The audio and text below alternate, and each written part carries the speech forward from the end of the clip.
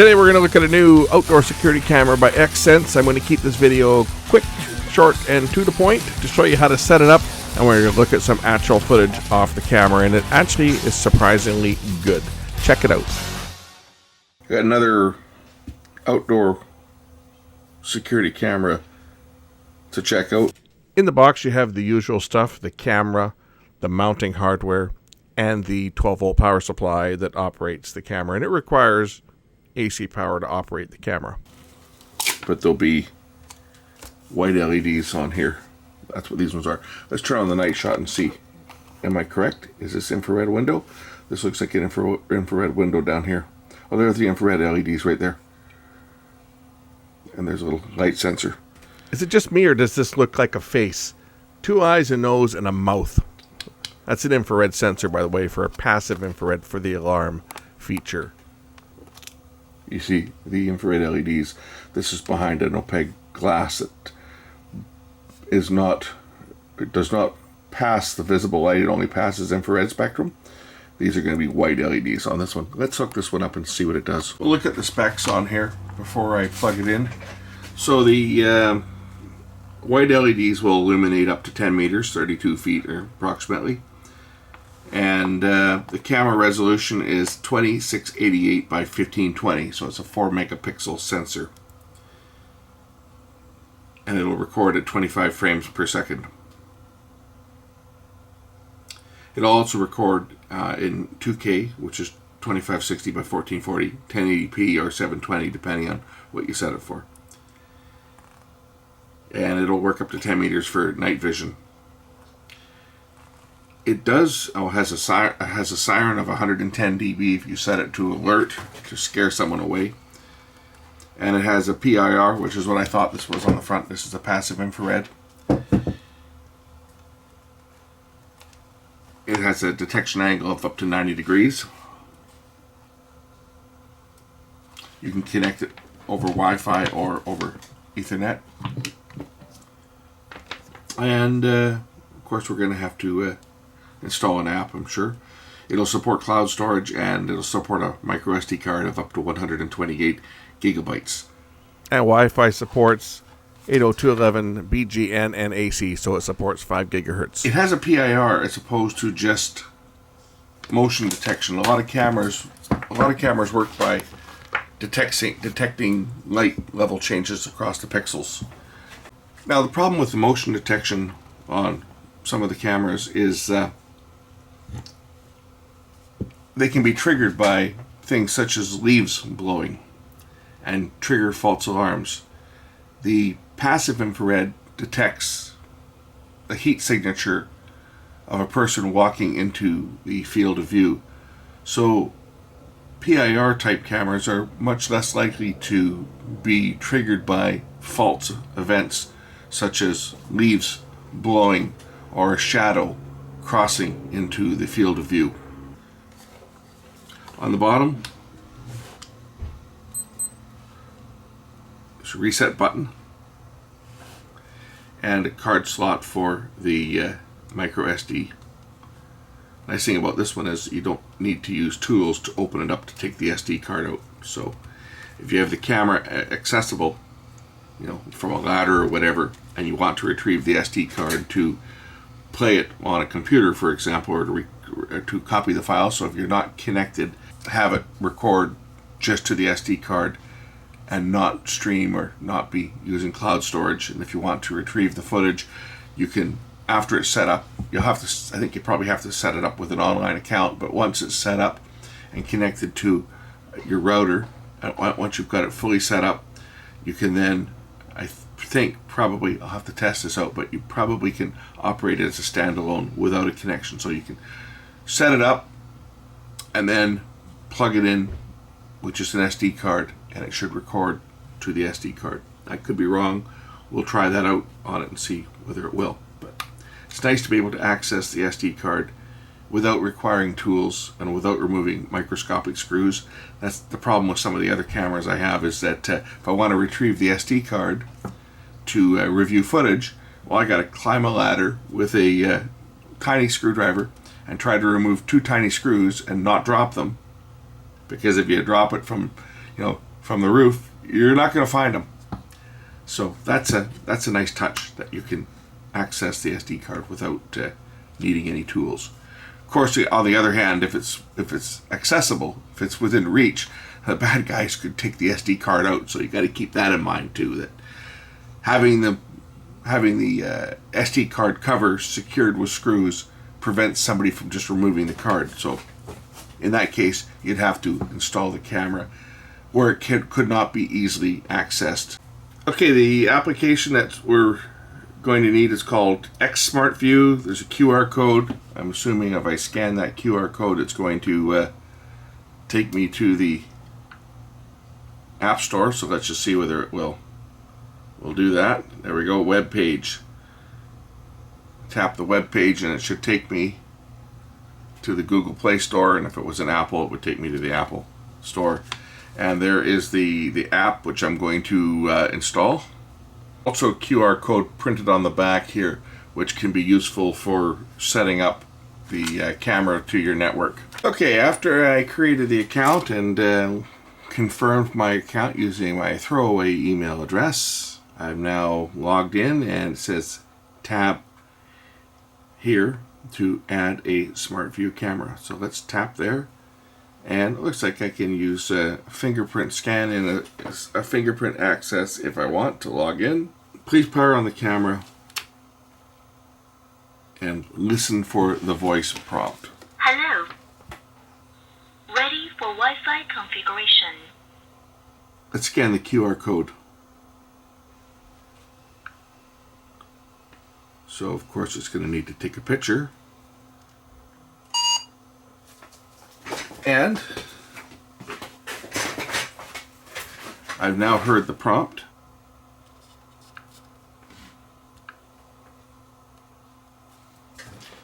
Confirm in blue flashing state. Yes, it is. Device flashes blue. Next, I have to enter my Wi-Fi name and Wi-Fi password that I'm going to use. So let me just do that off camera. It's now going to actually give me a QR code on the phone, which I'm going to point at the camera, and that will transfer the Wi-Fi configuration that I just put into the app over to the camera. So let's do that. So it's creating Wi-Fi configuration.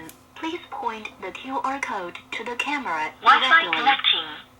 Wireless connection succeeded. So once you get the camera connected, of course they're going to offer you cloud service. I don't need cloud service. Oh, I got to enter my username and password again. I have to set a new username for the camera and a new password. And of course, here we are. We've got the cloud. They want me to activate the cloud. Well, that's not going to happen. So how do I get out of this? If I tap on this full screen here, I can bring this up full screen. There's the picture that the camera produces. Looks to be pretty sharp.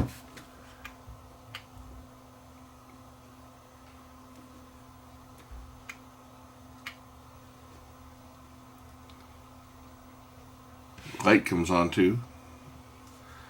So I'll turn on a floodlight if it detects motion. In low light, it will switch to infrared mode. And you heard the little solenoid click in the camera to remove the infrared cut filter. But I've triggered a motion event from the motion detector here, so it's turned on the white lights. Now, right now, I can see that this is. I can see where this would be in a perfect situation. A camera like this could be used as a motion floodlight. So not only is it a camera to record any activity, but it's also going to operate as a security light, a motion light.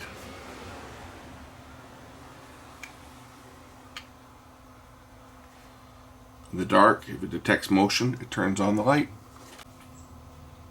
In my settings, got a notification now for motion again. Go to motion zones. Here I can change the sensitivity for the PIR. I can also change the time that the lights stay on.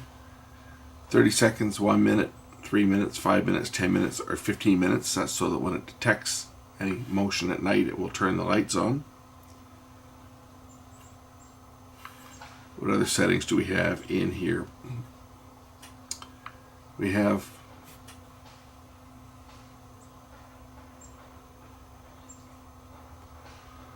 sync the time. That's got the right time on it. It is synced. And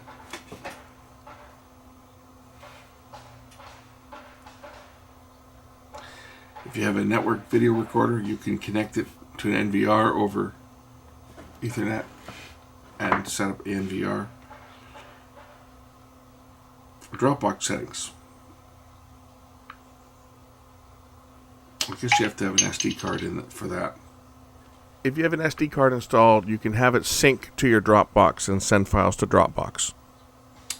Light settings, you've got infrared lights, either on or off or scheduled.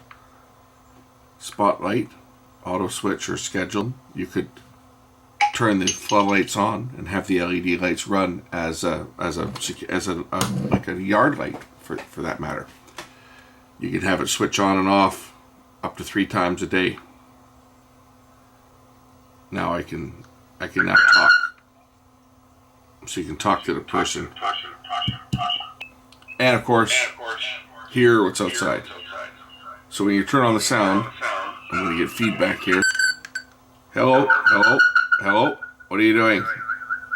Get out of my place. Get out of my yard. Hello, hello. One thing cool about the XSmart View app is it requires authentication, such as a fingerprint or your facial or iris scanning, to load the camera up. Then it brings up your device. I can change that. I can change the view. So if I do, which one is it? Is it this one? I can say, oh, it's on schedule. That's why. Let me put it on auto. Now it should kick in. It should kick to daytime, or do I? There we go. I had it on schedule. You can schedule when the camera switches to night and are black and white or color, or you can have it on auto. So you can select like daytime or nighttime viewing, and that'll switch it back to infrared, or you can set it to full-time color, or you can set it to a schedule, which I had it inadvertently had it in scheduled mode. So in scheduled mode, you actually set the time as to when you want it to switch from day to night and vice versa. So you just tap the right side of your screen and you can switch it back, and on auto it'll go back to color because it is getting light out there right now. So probably my recordings that I did on this, they're going to be in, some of them are going to be in black and white because I don't think I have a schedule set up on it. Also on the right side of the screen, this is where you can flip the image, flip it upside down, or flip it mirror image, so you can switch the image around from the screen without going into any menus.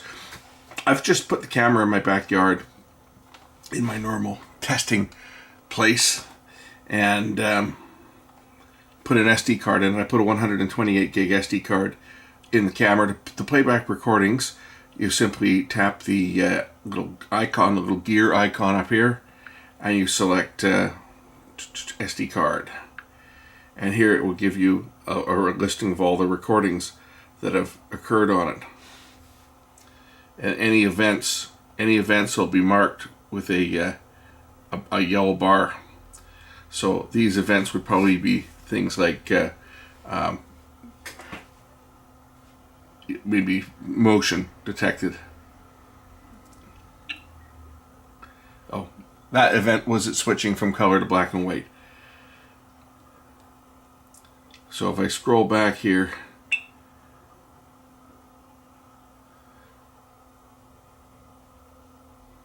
this is like early this morning. I can also go back, scroll through here, These are scheduled recordings, like at 11 o'clock at night. It just continue. I just have it set to continually record. So I have it set to record day and night. So there's 11 o'clock at night, and if I tap here, it'll expand the screen. So there's totally dark in the backyard. There's no light whatsoever, and as you can see, the camera actually can see fairly well from the built-in lights. So I tap the date, and then tap the day I want to view, and then tap the little search bar here, and now I can scroll back on all of yesterday's recordings.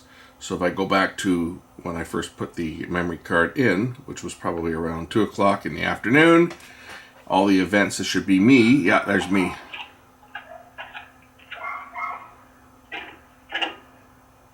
Going back into the house. And there'll probably be another recording of me here if I go to the next motion detection event. I can also scroll across the bar here.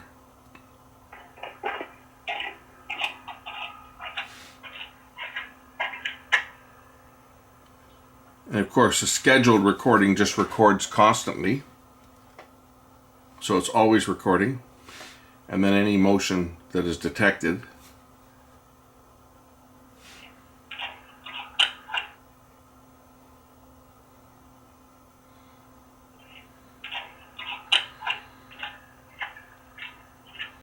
Anyway, when it's recording, if you want to copy any footage to your phone, you can just tap the record button, and the microphone over here, if you tap the microphone, it'll turn on the sound, and then when you tap it a second time, you can actually speak to the person there. Now we're talking, right? Now I can talk to the person that's at the camera, and then I release it to receive.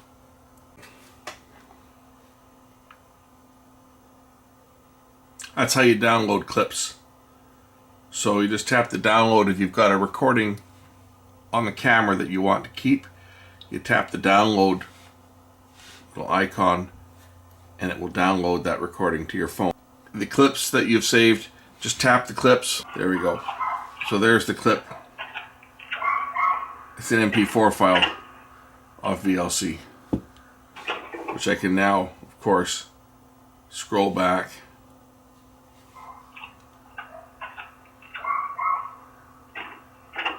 Motion triggered alarm events will also trigger JPEG snapshots of each event. And to answer everyone's question, yes, you can remove the SD card. I took the SD card out of the camera, loaded it right into the computer. This is resized to 1080p because it was stored at the higher resolution, so I've just resized it down. This is images right off the camera, daytime, and some nighttime shots as a spider was building a web in front of the camera, and we were able to record a bit of that. So this is the nighttime shot from the built-in floodlights. It's totally dark out there, just the internal lights. I guess a moth or something must have triggered it. So it started to record using the built-in lights. It goes into, as you can see, goes into color mode. So when the lights are tripped, it's going to record in full color. And here's the infrared. Got a spider making a web. Hey, we've got a webcam now, right? There's actually two spiders. There's one at the top of the screen. And in a moment here, the spider is actually going to trigger a motion event because I guess he got into the protected zone. Even though a spider is not going to be creating an infrared signature like a person would, it also still has conventional motion detection, which works off the actual image changing there. Camera just switched to daytime, and the floodlights came on. So something tripped the floodlights, and the lights have come on now, and they'll run for, I think it's 30 seconds or whatever I have them set for.